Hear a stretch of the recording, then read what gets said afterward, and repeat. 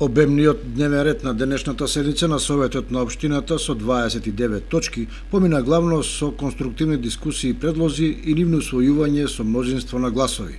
Опозицијата повремено даваше забелешки околу дефинирањето на планираните активности како и на предвидените средства за нивна реализација, но во повеќе случаи гласаше како и позицијата, односно мнозинството.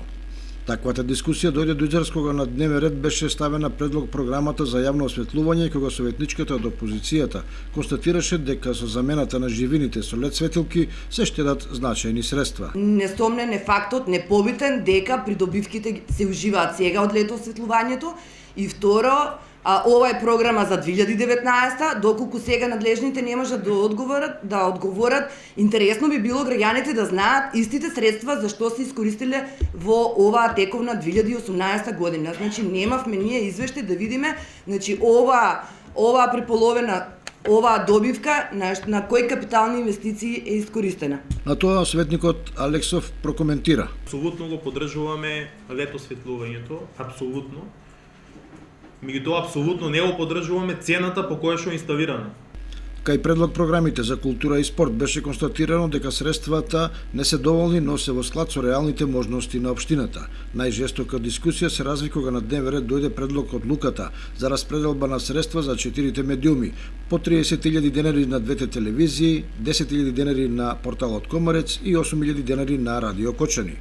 Опозицијата излезе со став дека нема да гласа поради тоа што средствата се предвидени и за порталот Коморец, што беше објаснето како незаконско. Како советничка опозициона група, ние оваа одлука нема да ја поддржиме, бидејќи истите се сомневаме во законската основа на оваа одлука. Ѓорѓи Алексов се обиде да објасни дека општината добронамерно ги помага медиумите и дека не може да се измери прецизно распределбата.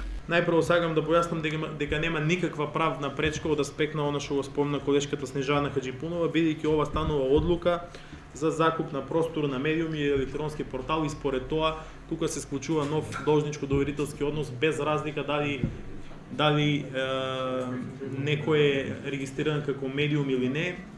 Суштината е на тоа дека ние сакаме да ги помогнеме медиумите кои што вршат информации и известување за потребите на локалната самоуправа и на нашата општина Кочани. При гласањето предлог од Луката доби 8 гласа, што значи дека не е донесена.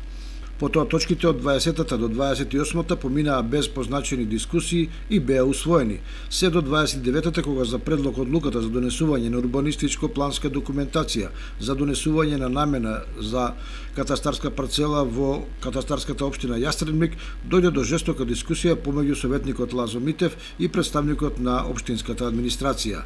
ТВ Кочани во текот на денот и во вечерните часови го емитува целиот тек на 19-та седница на Советот.